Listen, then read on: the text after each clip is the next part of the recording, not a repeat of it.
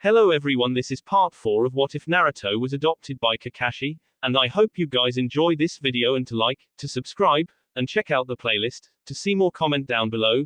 Now let's start the intro.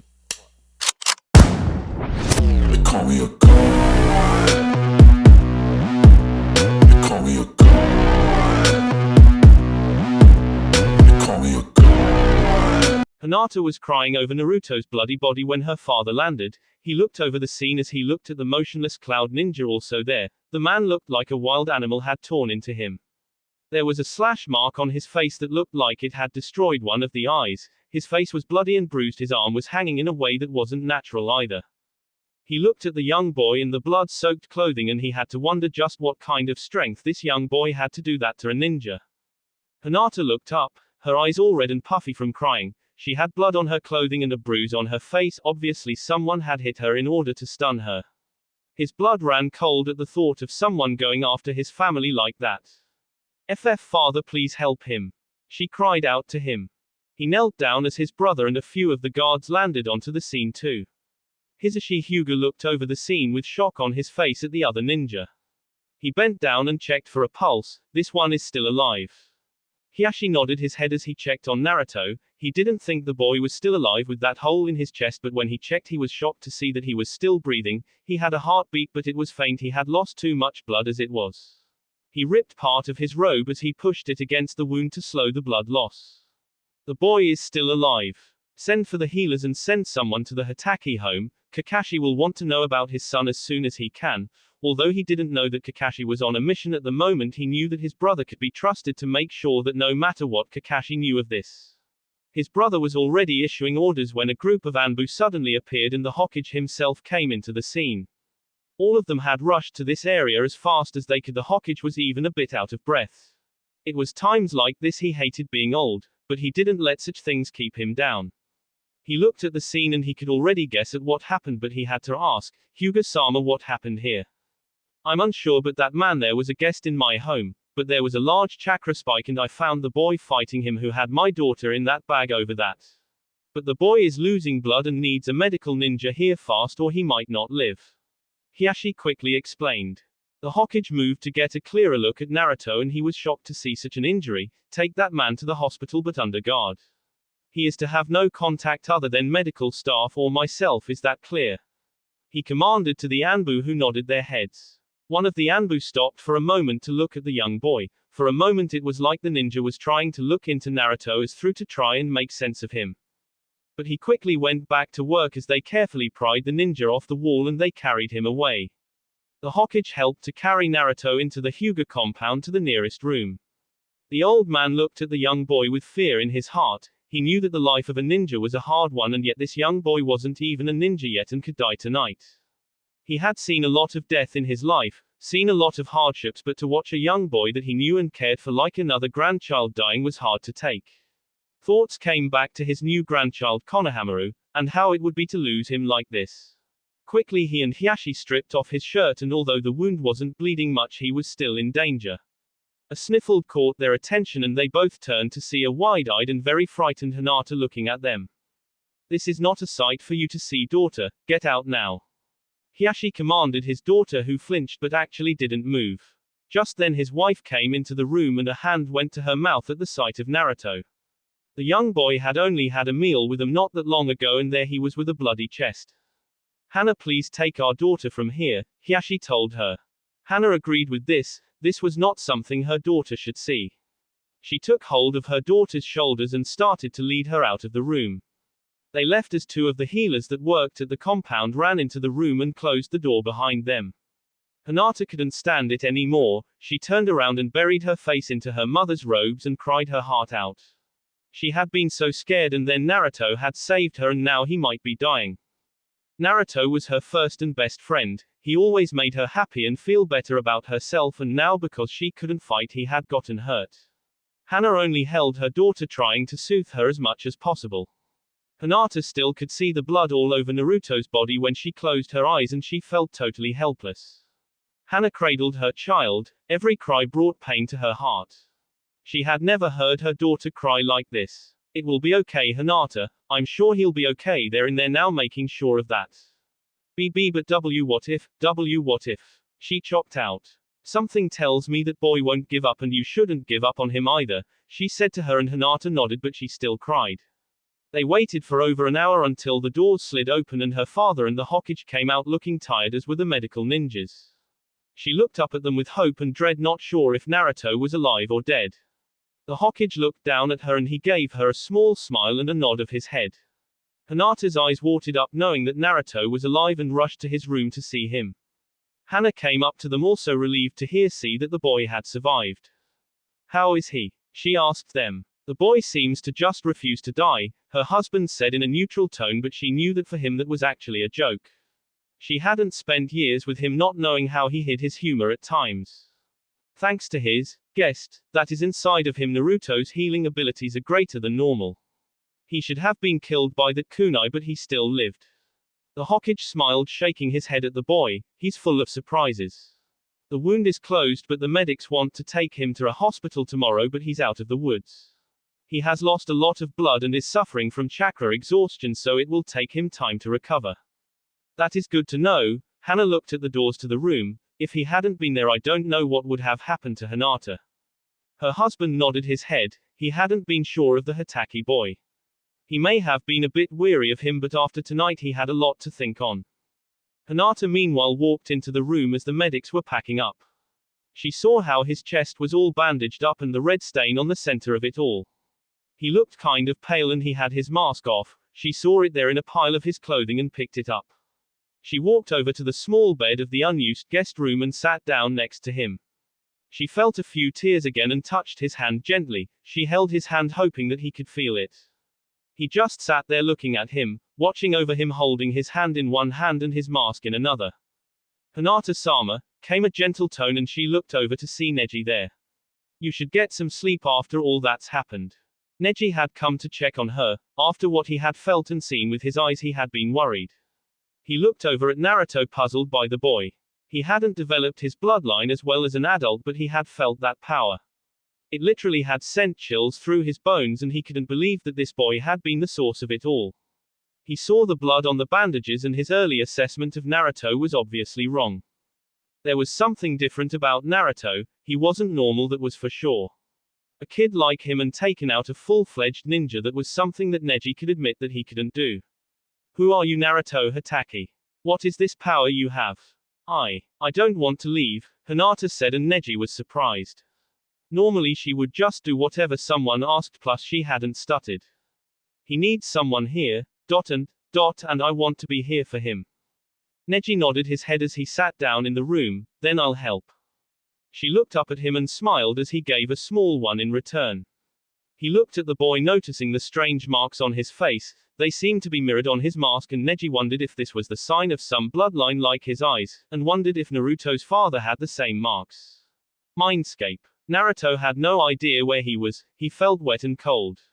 He groaned as he pushed himself out of some water. Thankfully it wasn't deep. He looked around. It looked like it was underground with pipes and stuff. It was dark and dank and he really didn't like it. He sat on a dry area out of the water as he looked around.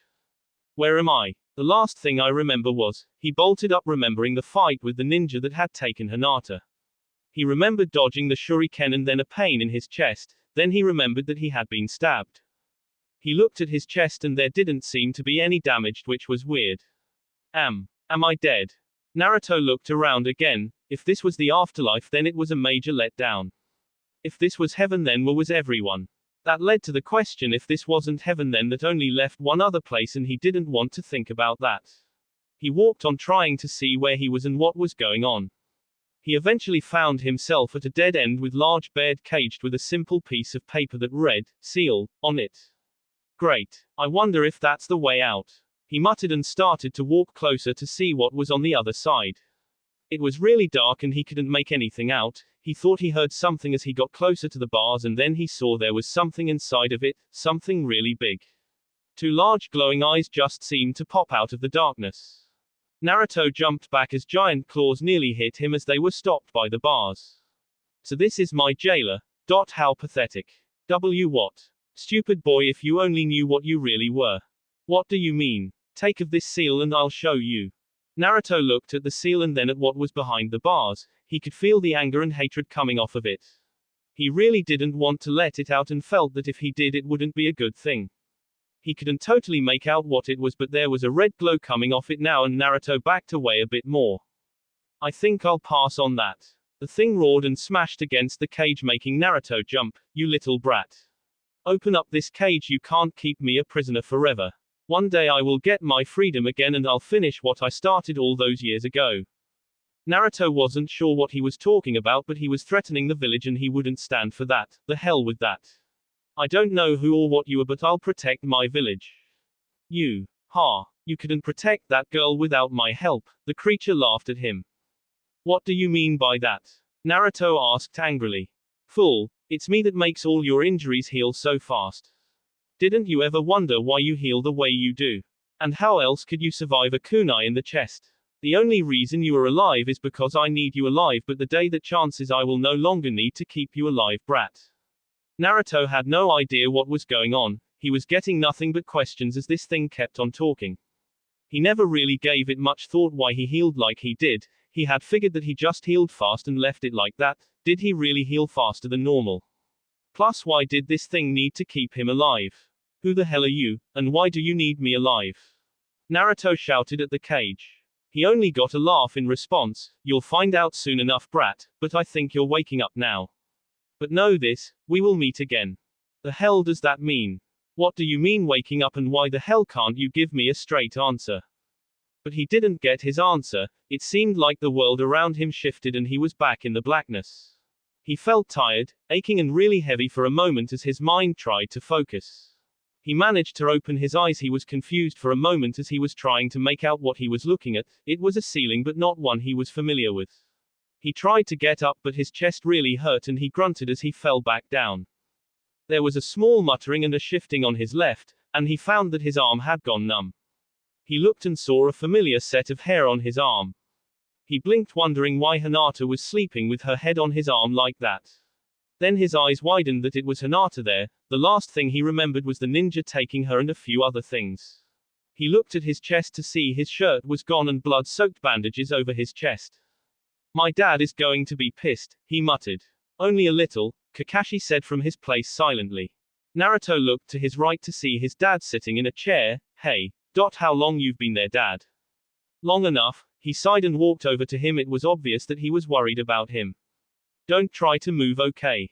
You are very lucky, Naruto, you nearly died last night.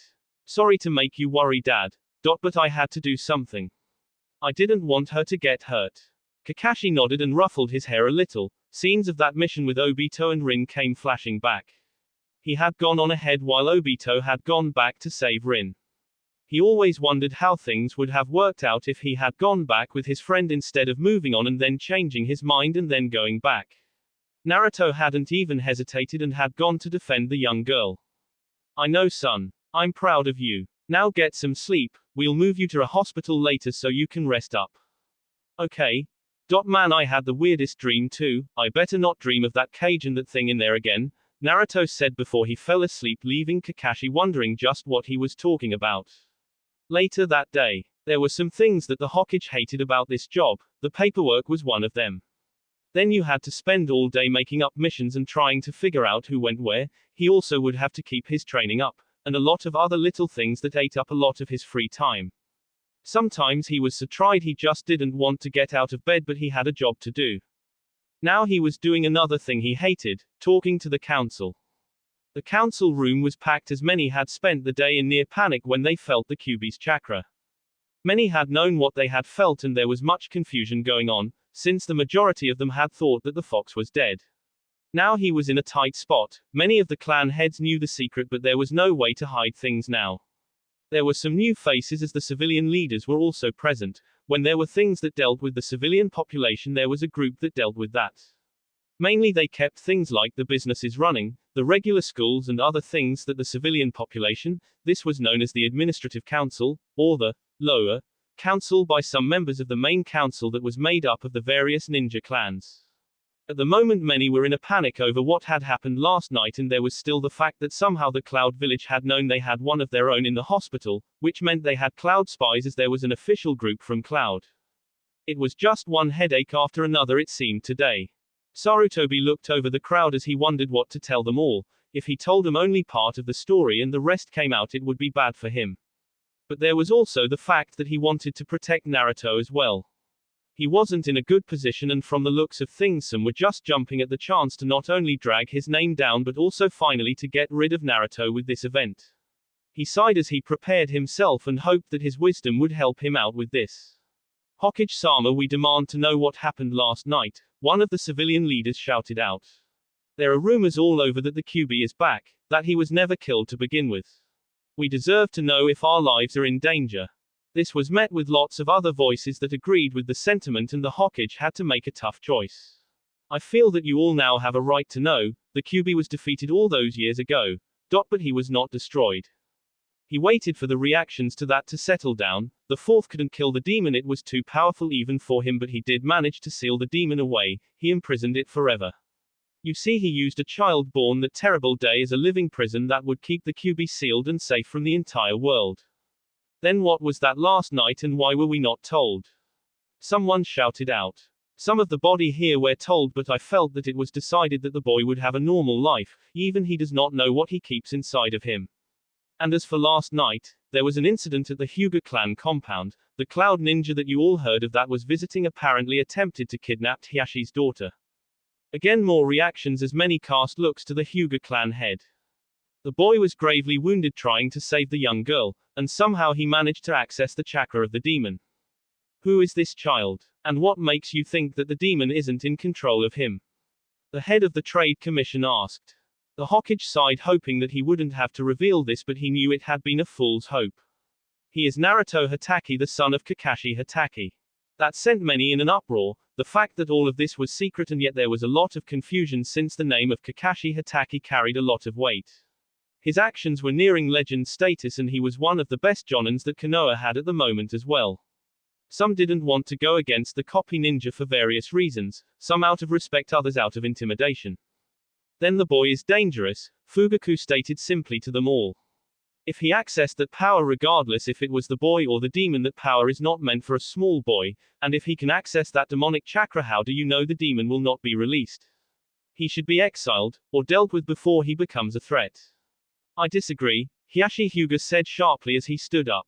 My daughter was the victim of a plot by Cloud to kidnap her, and that boy defended her. In fact, he was gravely wounded in his fight, and not only did he save my daughter but captured the enemy ninja. For his actions, he has earned the respect and if need be the protection of my clan. If any harm comes to the boy, then my clan will take it as a personal insult. He said in a commanding tone, letting his words sink in. That surprised a lot of people, as the Hyuga clan wasn't known to offering thanks or protection to those outside of the clan, plus Naruto now had the protection of one of the largest and most powerful clans. Are you insane, Hiyashi? Fugaku asked the man. Actually, I believe he is of sound mind. This came from the representative of the Aburame clan, another of the powerful clans. Although the boy's true nature is unsettling and his power if frightening, he used that power to not harm but save a fellow member of this village. Although the boy's control is not known to us, from the facts we assume that the boy is not evil. Is his power dangerous? Yes. Is he a threat? I do not believe so, at least not at this time. And what would you do to such a boy? Do we really want to shun the boy and possibly make a powerful enemy? Every member of his clan knew what that was like to be shunned. Not many outside of his clan could stand to be around them because of their insect partners. Well, I don't know about that, but there's another fact. This was from the Shikaku Nara as he was with his two friends. Although the Nara, Yamanaka and Akamaiki clans weren't the most powerful of clans, they were respected. He is the son of Kakashi Hatake, one of our most famous ninjas, and he's proven himself time and time again as a loyal ninja to this village. Hell, the bastard saved my life a few times and I respect the guy. And I actually met the kid once, and he seems like a good kid to me. So the kid has my support. Besides, I've seen Kakashi mad and I don't think he'll take to someone trying to harm his son very well. He grinned, seeing the worried looks passing through several people. Everyone had heard of Kakashi and his skills, the only Sharingan user outside of the Uchiha, who was said to have hundreds of techniques and a genius. Shikaku's two friends nodded their own heads, showing their support for the boy as well. He defended the pack, and to us that says a lot about him. This was from another clan, the Inakusa clan. They were about the same standing in Konoha as the Aberrane clan. The Hokage smiled at the support that Naruto seemed to have and decided to take this chance to capitalize on the momentum. Yes, Naruto Hatake should not be feared. His father is currently starting training his son in preparation for the academy. I believe that given the chance Naruto will prove to be a valued ninja one day. The debate went on, but with the Hokage, one of the major clans, two of the other large clans and three of the smaller ones in support of Naruto, many had to give up on Naruto. Although the Hokage knew that the civilians wouldn't be able to keep the secret from each other, he decided to give Naruto at least a chance with his generation. He made a decree that no one was to mention any of this to the younger generation, making it a capital offense.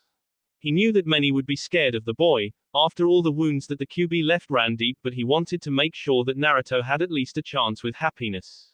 The boy had just started to make new friends as he learned, and he didn't want the boy to lose that. Already there were parents of those that knew that had told the children to keep away from Naruto, and he knew that some that had just found out would do the same. But at least now he had a decent chance for making more friends. By the end of the whole affair, the Hokage felt his years catching up to him, and he still had to deal with the damn Cloud Ninjas. Maybe I should just retire. But I still don't have someone I can entrust this job to. Oh well, hopefully I can keep this old body going for a few years yet. He was bored. That pretty summed up Naruto's feelings for the moment. He was sitting in this hospital with bandages over his chest, just staring at the plain white ceiling, the walls, or the empty beds. He was glad that they let him keep his mask at least, but he really wanted something to do, but he could barely walk. Some doctor called it chakra exhaustion, and when he explained it, Naruto didn't get a lot of it until his dad had summed it up as that he just used too much chakra, and doing that leaves you weak. Why couldn't the doctor just explain things simply like that instead of using long-winded words? He had asked his dad that, and he just shrugged and said it was most likely how doctors made themselves feel smart and important. Naruto smiled at the memory, but that had been hours ago, and now he just wanted someone to talk to. He wouldn't have minded if someone else was in the same room as him, but he had the room all to himself. So he just sat there looking out the window, trying to keep himself busy. He lost track of time when he heard his door open, and he looked, and his day suddenly got a lot better. There was Hinata with what looked like some flowers for him, with Sakura, Ino, Choji, Shikamaru, and even Neji. The four that hadn't seen him before had wide eyes at the sight of him in the bed. Until that moment they had a few doubts just how serious the injuries were, but there were the bandages over his chest where Hinata had told them where he had been stabbed. Thank God you guys came, I was going out of my mind here alone. Naruto smiled behind his mask.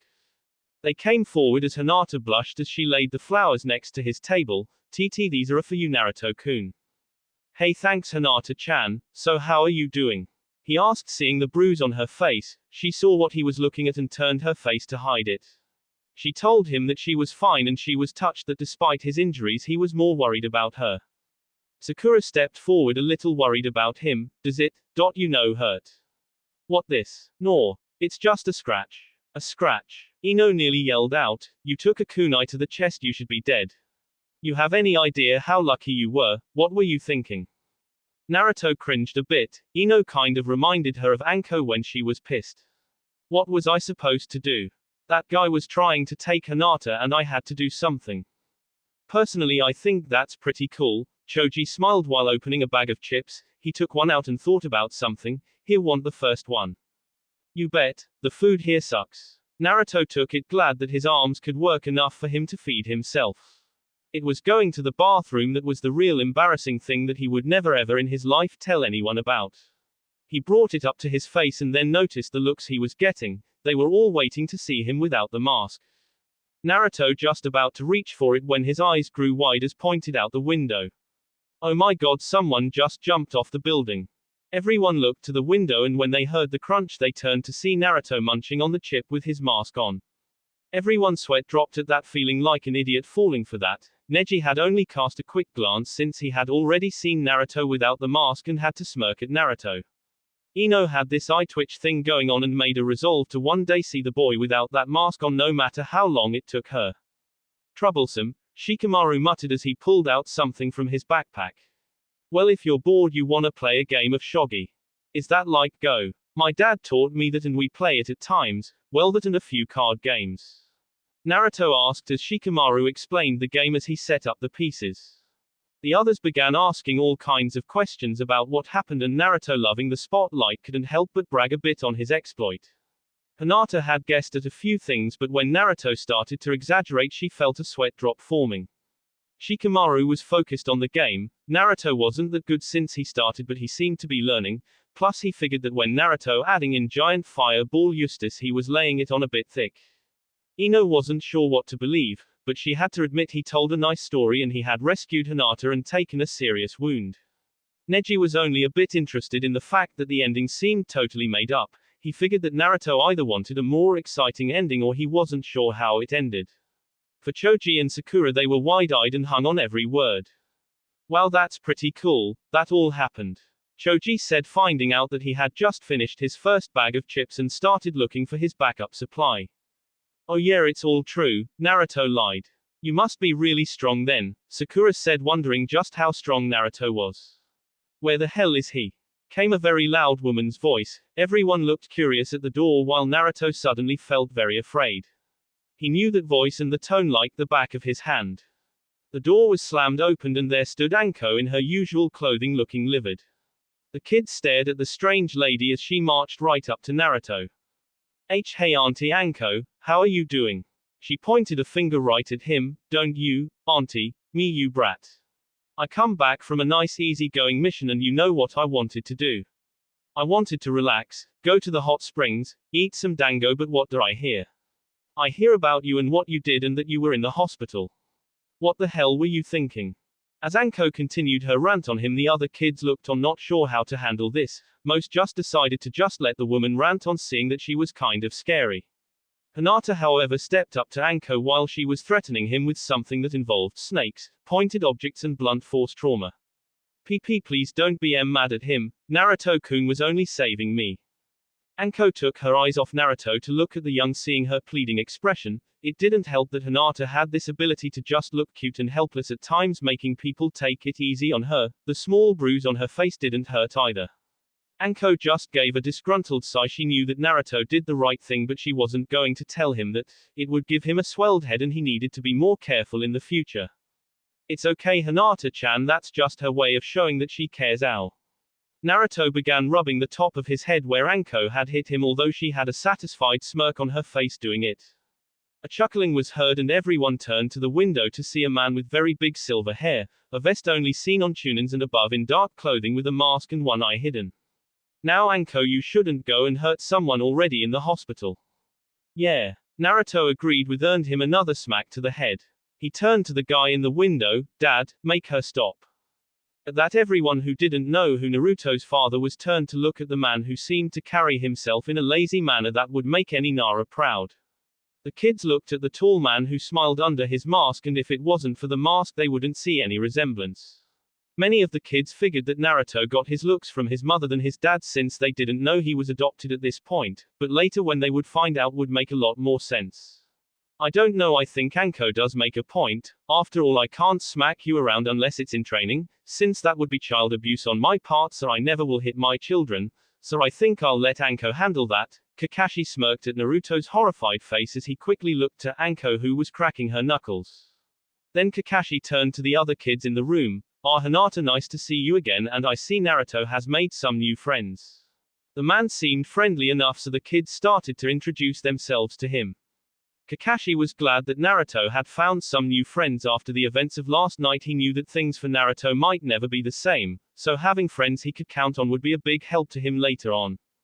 Neji, when no one was looking, decided to take a peek behind the mask with his Byakugan, but there was something odd about the mask. There were thin layers of chakra moving around the mask.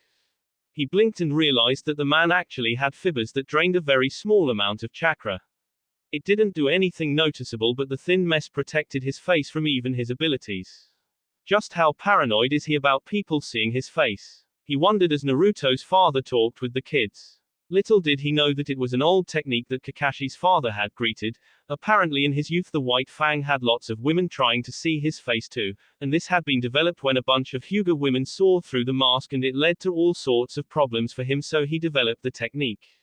Kakashi learned it well and was going to teach Naruto when he started on his chakra training. So you're really Naruto's father? Ino asked at the tall man and then looked to Naruto, then how come he's so short? Hey, I'm not short, I just haven't finished growing up. Just face it, you're short, chibi. Anko smirked as Naruto glared at her for that.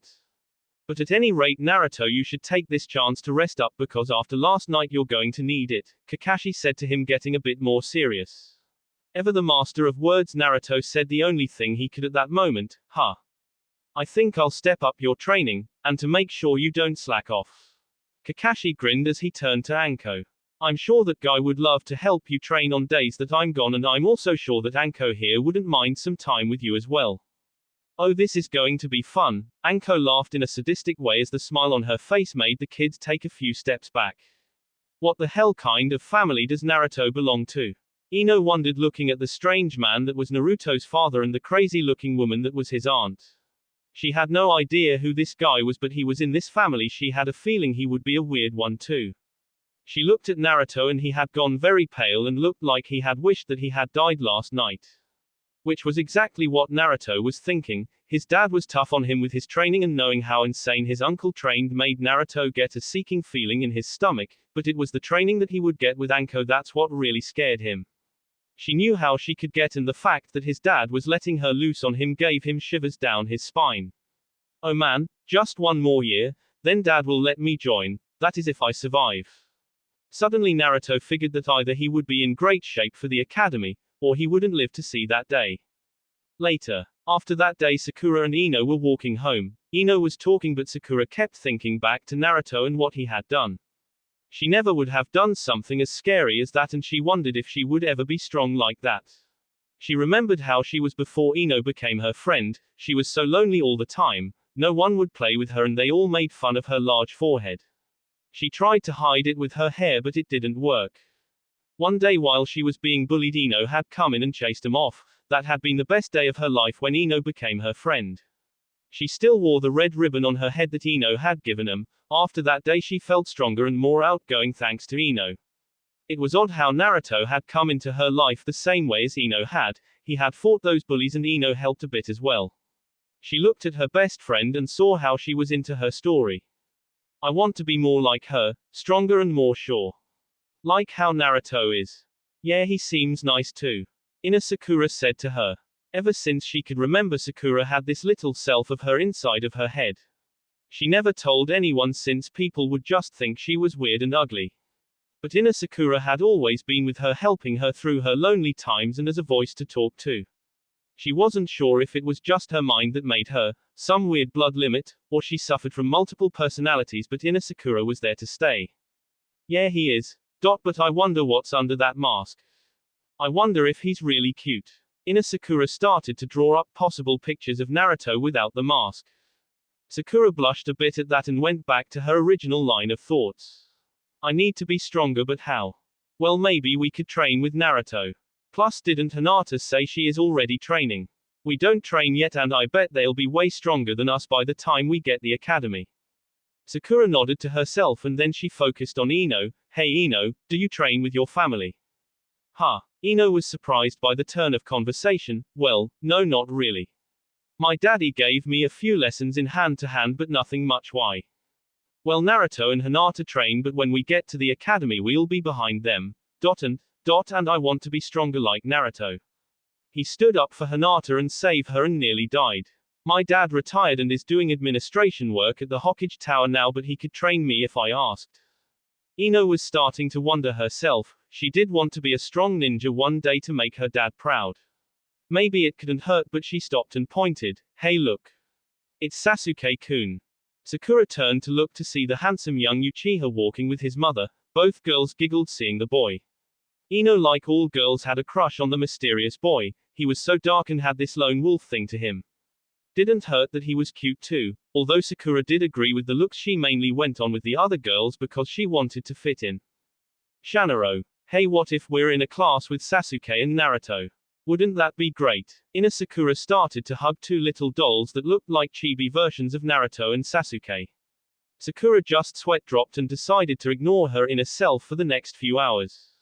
Hokage Tower. The past couple of weeks had been almost peaceful for the Hokage. He had visited Naruto a few times since he was out of the hospital. And by the looks of it, Kakashi was putting his son through the ringer. He knew that Kakashi was just worried about his son and wanted him to be prepared for the future. He also knew that Kakashi was blaming himself for Naruto nearly dying. Although the old man did admit he had never seen Kakashi this motivated since before he had a personality change after the deaths of his genin team. He was actually focused in his training with Naruto, and got help from unlikely sources. Guy of course wanted to give Naruto weights, although the amount he wanted to give him was insane, so Kakashi cut the original weight in half just so his son could walk.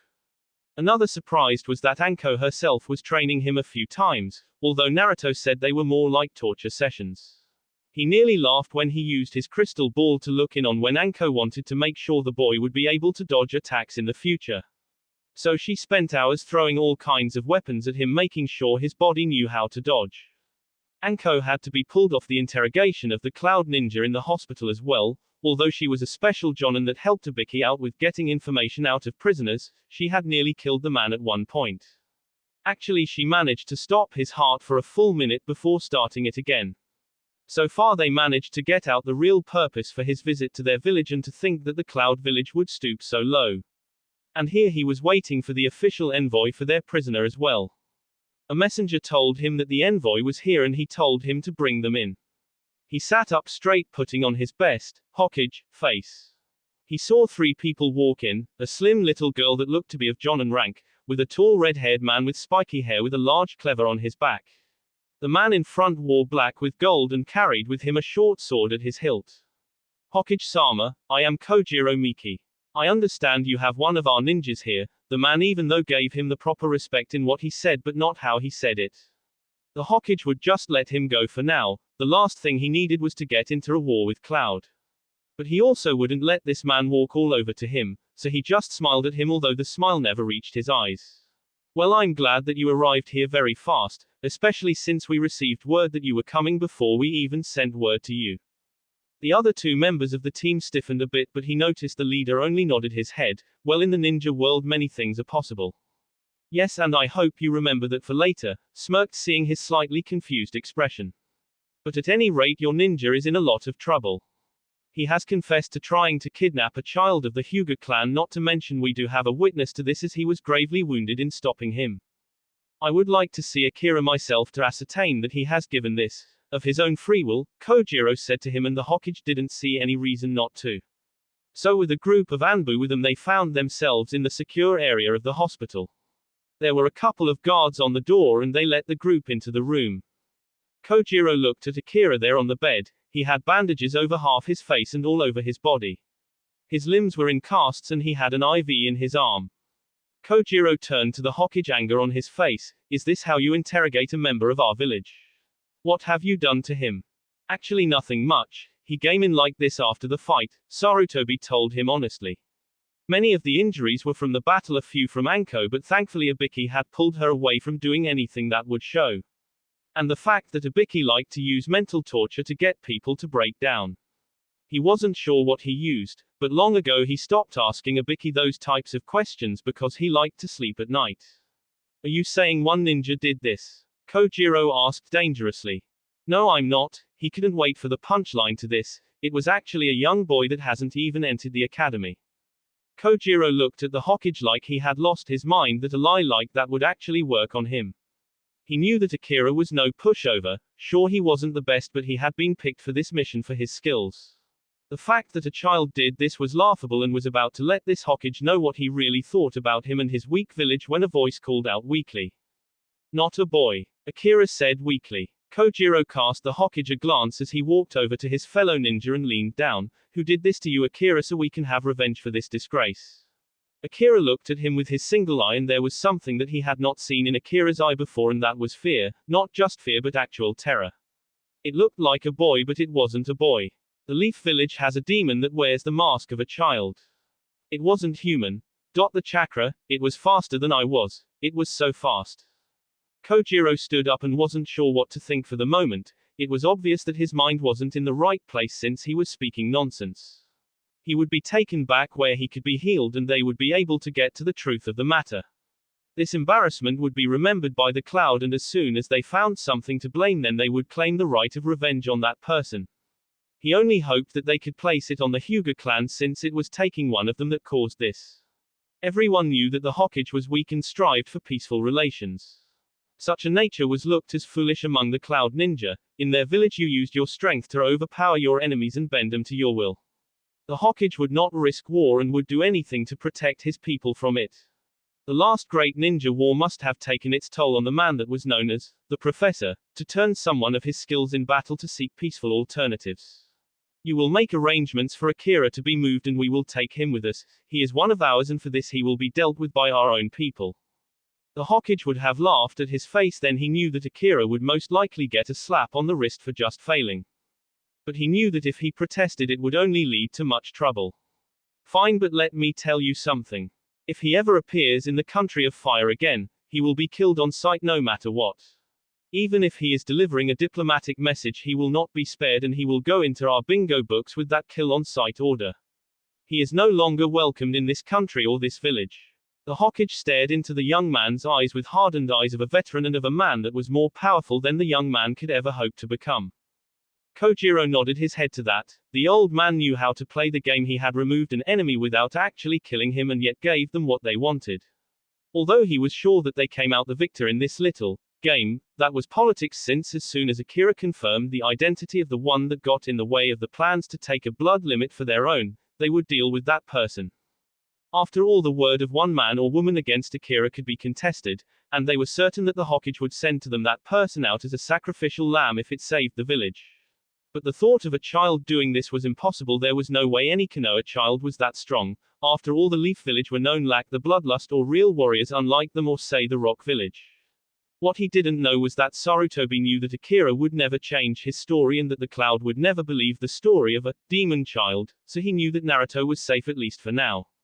He made plans to get rid of him, although he knew that the Hyuga clan would have liked to have had him killed for this crime. This was the best solution. If this ninja ever entered his lands again he would be killed, so the Hyuga's honor would be satisfied. As he watched them take the man away he only hoped that the Cloud would be too busy and frustrated with Akira's answers to let the matter drop. Although he could expect more Cloud spies in his territory and maybe his own village for the next few months as they tried to get more information, which meant Anbu would be busy for a bit as well. Sometimes I wish you were still here, Minato. They wouldn't have dared to try something like this if you were still alive. The old man decided to go for a walk today. He needed to clear his head and to find some way to distress after this kind of day. A nice walk in the park would help, and if luck would have it he would see Naruto playing with his new friends as well. Now for the first time all day he had a real smile on his face. If there was one thing Naruto was good for besides making life less boring, was to cheer people up. Itachi had been on a week-long mission with his group to hunt down a group of ninjas that had been in the country of fire for a while now.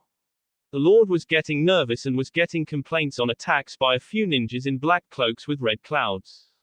They had found one of them, but the strength of these ninjas had been understated. He had already lost one member of his Anbu team already as they started to chase this ninja. He was fast, nearly as fast as he was, and he had on a forehead protector that had a slash over it. From the symbol it looked like he was an ex-ninja from Rock, which made sense with the Earth-style attacks that they had come up against. Suddenly the ground shot up at them and Itachi managed to dodge, but Raven was caught as giant and sharp rocks the size of trees came out of the ground and crushed the elite ninja. That only left him and Crane, and by the way Crane was moving he could read his body and tell he was rattled. He was about to bark at him to get his mind focused when they had to dodge what looked like a giant shuriken. Itachi activated his Sharingan as the enemy came into view. He started to make hand seals and he matched it, taking the jutsu for himself. At the same time they both cried out, "Earth release, stone pillars." Giant stone pillars shot out of the ground all over the place, some of them colliding together trying to smash the other ninja between them. His partner came up behind the cloaked ninja with a sword and slashed into the ninja. Itachi watched as the ninja's body turned into earth as he released it was an earth clone. He was going to warn his comrade when a stone blade pierced his chest. The Anbu looked down almost like he was confused, but when it was pulled out the body fell to the ground and died very quickly from the fatal wound. Itachi saw the ninja with some type of earth-like armor on his arms and legs. One of the arms were bladed as well. It was too bad he hadn't seen the ninja use that technique. He would have liked to have added that to his growing list of abilities. Itachi fired off kunai with steel lines attack trying to immobilize him. He was satisfied when he saw most of the wires holding him in place. Fire release, fire dragon missile. Itachi roared out as a giant flaming dragon smashed into the ninja. With those wires there holding him, there was no way for him to use a replacement technique. The wires were specially designed to disrupt that. But there was a drawback to using the technique he had, and that was for a small moment you lost sight of the person you were trying to incinerate. In that moment the ninja had somehow called more earth together and had a shell covering himself. Itachi was getting slightly frustrated, but he kept himself calm and detached as usual. In battle he found that thinking logically and keeping yourself detached from emotions helped to keep you totally focused. He didn't think about the people he lost, or how strong this opponent was. He was only thinking of winning, and how to win. He was about to hit the dome with enough fire to superheat it, but thankfully he kept his guard up. He jumped back as the ninja burst out of the ground. Itachi was grazed on the chest, but nothing much more difficult. I have to admit you're better than the others, the black-clad ninja smirked. Itachi didn't bother to replay with words but with actions. He started to cast an illusion around the ninja. He wasn't the best, but he knew a few good ones that would let him get in a good shot. While the ninja was busy trying to get out of the illusion, Itachi jumped up and pulled his sword out, attacking from above. But the enemy ninja moved just getting out of the illusion and his blade sliced into him, but it wasn't fatal. Itachi then received a blow to his face, shattering his mask as he flew into a tree. He moved as soon as he could, knowing of a follow-up, but a kunai hit his arm. He winced but kept on fighting the enemy ninja. They continued to fight on, never stopping to give the other a break, but it was a tough opponent. Itachi began looking for an opening, any opening. He used a landslide technique that caused the ground under the ninja to become unstable. It was then that Itachi threw a few smoke bombs and several kunai with explosive tags into the smoke, making large explosions. The enemy ninja jumped out singed but still alive. He began looking for the other ninja and felt movement to his left. He grinned and dodged the sword and gripped the ninja by the throat. Time to end this little ninja. Itachi gave only look with his eyes that seemed to say to him that he knew something. Yes, I agree with that. Then there was a sharp pain in the ninja as a blade was shoved through his chest from his back and into Itachi. Only a split second later Itachi became a puff of smoke as the shadow clone vanished. The ninja managed to look behind him, seeing the real Itachi there. Damn. Got me with my own move. Itachi let the ninja fall dead just like he had with his partner. That the ninja had was then that he suddenly felt a presence behind him and turned, but was hit in the stomach, then in the face in a blow that was harder than he could remember ever being hit before. Itachi coughed up blood, feeling a loose tooth somewhere in the back of his mouth. The taste of iron from his blood was in his mouth as he looked up at the newcomer. The last one had been difficult, but this man, he was on a whole other level. He was superior in every way to the man he just beat, but he was tired and this man was fresh. There was also something strange as well. The man's eyes, they looked like the eyes of some kind of bloodline like his own or the Hyuga's. A few black circular lines in pale eyes. He couldn't remember ever hearing about such a thing before. So you are the mighty Itachi. I've heard of your skill, and I must say to take down one of my men means that you are indeed strong. But you're not stronger than I am, and yet I see you want to fight on. Why do you fight, Itachi? Why not? Itachi said, getting to his feet. I am Itachi Uchiha and I am the strongest in my clan. I have no equal and I will not lose to someone else. Itachi said calmly as he started to gather more chakra. The strongest? Then you have no one to push you beyond your limits, the man said, and Itachi paused for a moment as the man said something that he had known for years about himself. Yes, I know you very well, or the type that you are. You strive to be the perfect ninja, the best that there has ever been, but for what purpose? Even if you become the strongest with no purpose, there is no meaning to it all, but you've gotten me interested in you, so here is what I'll offer you. I can offer you skills and abilities that no one would know about. I can show you things that will make you the true equal to no one. Also, I will give you a purpose. I doubt you want to serve for your life. Sure, you most likely will lead a clan, but what is a clan? To the entire world. Now Itachi was thinking carefully as he was getting ready. The man obviously was either insane, or very ambitious. No one could take over all of the known nations. It was impossible to do that. You would need true power, power that even he had to admit that he did not have. He didn't think he knew of any power that could allow anyone to conquer the world. But for the first time in a very long time, something in him was sparked. The idea of showing the world his power, and to have true power in the world, to be able to shape it to his whim. He was actually surprised that a part of him actually liked the idea. I can even give you something to show you my good faith. The stranger said to him, "Tell me, what do you know of the Mangekyo Sharingan?" Itachi's eyes widened at that. No one from outside of the village was supposed to know of that, even most in his own village and clan didn't know the name. How could you know of that? I know many things, Itachi, and I know even how you can gain a Mangekyo Sharingan. That's impossible. No one knows how that was lost in the histories, and everyone who has tried has failed. There have only been a few to gain that power, but it was never recorded how it was done. Now Itachi was thinking back to all the studies on his bloodline. There were references to the Mangekyo and a few of the abilities, but they never stated how. It was like the information was erased long ago for some unknown reason. Oh, but I do know, Itachi, and there is a reason why no one speaks of it anymore. The way to gain that ability is through a sacrifice, but not just any sacrifice. You must kill your best friend. With killing that bond in your life, you will access your full potential. Itachi in all his life would have guessed that to gain the ultimate power of his clan he would have to do something so simple. It was simple, and yet he could see why no one had tried it. It would make sense why no one would talk about it or remember it, and why only a handful had gained it. Most likely they gained that power by accident, and with all his training and with the knowledge that this man had known, he knew that it had to be the truth. There was no lie in his voice, and Itachi had to ask him more. Why are you telling me this?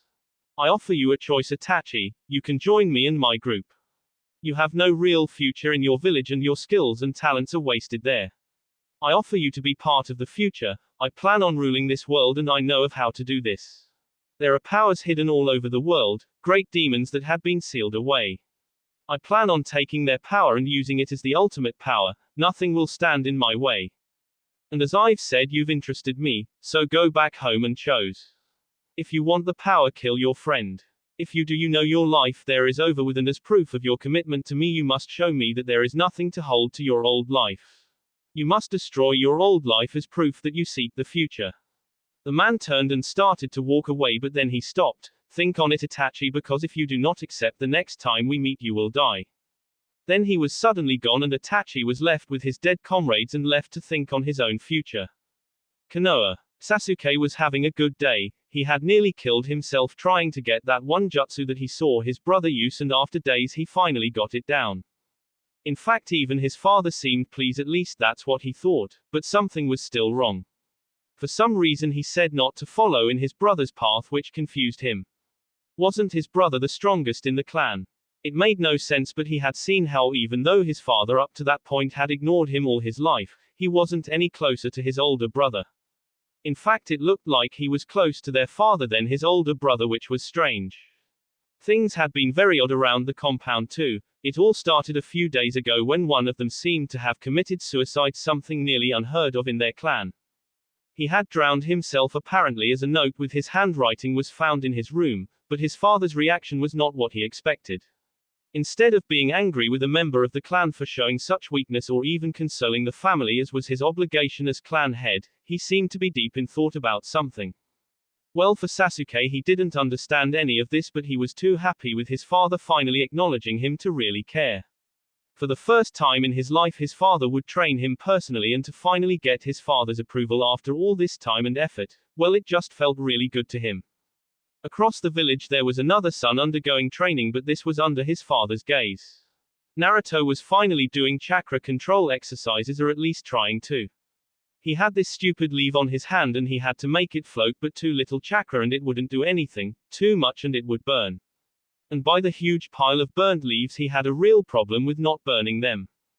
Kakashi was sitting on the deck reading one of these perverted books. Although he looked to be reading, he was actually thinking. Naruto was having a lot of trouble with such a simple thing. Anyone else would have gotten this long ago, but they had nearly a quarter of the leaves off one small tree gone now. It sent him thinking on why this was so hard for his son. One answer was that Naruto had no skills with chakra, but given who his biological father and mother was, that made no sense. Two other reasons were that because Naruto had such a huge amount of chakra, it was a lot harder for him to mold. Kids his age didn't have that much. Hell, there were low-grade Chunins that didn't have that much chakra. Another reason he figured was because of the fox's chakra. Kakashi wasn't sure exactly how it worked with Naruto's chakra system, but it wasn't normal chakra, it was far more powerful and potent. If some of it was mixing in with his, that also could explain a few things. It could even be because of those two factors, which meant that he would have to really work on Naruto's chakra control. He sighed as his son burnt another leaf and started to yell at it and lose his temper. It was a long road for his son, but there was a bright side to things. Naruto never gave up and he worked hard, maybe harder than anyone. He wouldn't stop until he got something right, even to the point he just dropped from exhaustion.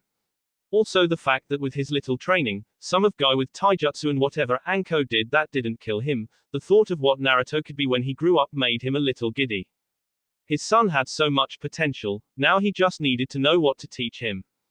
He could easily help him with the academy stuff, but he wanted his son to have an edge. There were so many techniques to teach him, but when he was ready there were two that he wasn't sure which to teach him. His own technique, the Chidori, or the technique of his father, the Rasengan. In a way he felt that because Naruto was his adopted son he should get his own and only original technique, but he was sure that Minato would want his son to have the Rasengan.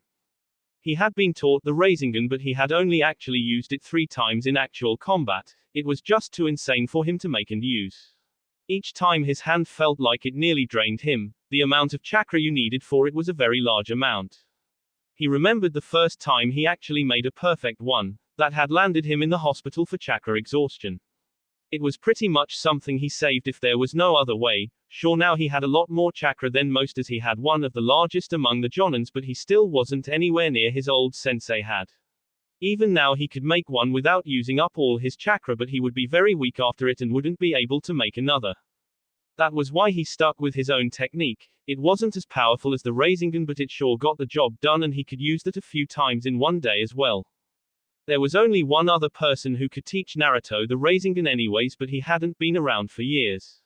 It was too bad, since Kakashi had a bunch of books he would love to get autographed. He only had bought the limited edition of the first series with his autograph. Cost him a whole month of savings, but it was worth it. Naruto started to throw another burnt leaf down, and Kakashi starting to try and think of other exercises that would help Naruto. Later that night, as the sun fell, Fugaku was walking along the clan compound trying to puzzle out the small mystery before him. Shisui's death bothered him, mainly because he knew that young man and he was anything but suicidal. But there was another thing bothering him. Shisui had been reporting on his son Itachi and what his son had been doing. His son seemed to be acting odd after his return from that mission where he had been the only survivor. The fact that the boy had suddenly died made him think that Itachi might be linked to it. He honestly didn't know what was going on with his son, but lately Itachi had been in the family library before the boy's death researching something. His oldest son hadn't been seen after the Shisui had been found, and already he had recalled the family members. If his oldest son had been responsible, then he would need forces to take him down. His son held so much promise, and he wondered where he had gone wrong with him. He could have led the clan to greatness, but it looked like he would become the great shame. On the other hand, Sasuke had surprised him with his ability with the jutsu that he had mastered. Maybe he shouldn't have neglected his youngest son because he didn't develop as fast as his older brother, but he had seen the promise in Sasuke's abilities. He would help train his youngest son and he would lead the clan, and maybe it was for the best. He had never been that close with his sons, but at least with Sasuke he would understand him. Now was the only matter was Itachi to deal with. He walked through the dark home, but suddenly something seemed odd. There was a stillness to the night, like death was in the air. He slowly turned his head to the window and looked out into the night. He looked at the moon and noticed a slight red tint to it all, a blood moon. It was a bad omen to be sure, and with the night like this his instincts were screaming at him. He noticed something else as well. There usually were roaming patrols on the grounds, but he didn't see any of them. Now he was certain something was wrong and quickly ran through the mansion, wondering when he never came upon another soul or how quiet things were. He opened up the door to Kai Uchiha, who was in charge of the guards. He stopped in his tracks at the sight. There in the center room was Kai, his wife and the 2 children, all dead. It looked like the mother tried to cover the children with her body but had failed anyway. No one had ever managed to get this deep inside of the Uchiha home and commit a murder such as this. The person that could only do something like this, he knew, would have to be extraordinarily trained and would have to know the compound very well. Then the answer hit him and he ran to check on the rest of his own family. He came into the common room and was met by a sight that broke through his nearly emotionless mask. There was Itachi in his Anbu uniform with a bloody katana. On the floor was his wife. His heart seemed to be like stone at the sight of his wife's unmoving body. As clan head, he had to be totally in control and keep his emotions, but this sight broke through all his control. He might not have said it much or often, but he loved his wife, and seeing her dead at the hands of their own son was heartbreaking. He took a few steps looking at her pale face and then looked at his son, but when he saw his son's eyes he was surprised to see the Sharingan was different. It took a moment to process, but there was only one thing that it could be. His son had found a way to activate the last level of the Sharingan, something only a handful had been able to do but had been lost for several generations. But he didn't care about that. He stood to face his son, setting his face in stone. Why? Anything in particular, father? Itachi asked in the same manner. He didn't say anything, only glaring at the young man. You could have become clan head, even maybe be Hokage one day. Why throw it all away and why turn on your clan and family? Itachi looked at him for a moment. Why would I settle for this village when there is a world out there to rule? And this village is only holding me back. I have found a new path for getting stronger. I thought that I was strong, but there are others out there stronger than I am. I would never gain that kind of power like the power I have now. This village means nothing to me now, and I have to move forward, and to do that, I have to cut all ties I have to this village. He clenched his fists at his son's words as he glared at the boy and activated his own Sharingan. Elsewhere in the mansion, Sasuke was running. He couldn't find anyone and he knew something was wrong. He ran through the halls looking for his mother and father, wondering why the compound seemed to be deserted. He ran to the common room that his family used and opened to the door just in time to see his father being impaled by a katana. He froze there in shock as he watched his father die in front of him. Then he noticed his mother on the floor, and when the face of their killer came into view as his father's body hit the floor, it was like someone had shattered his world.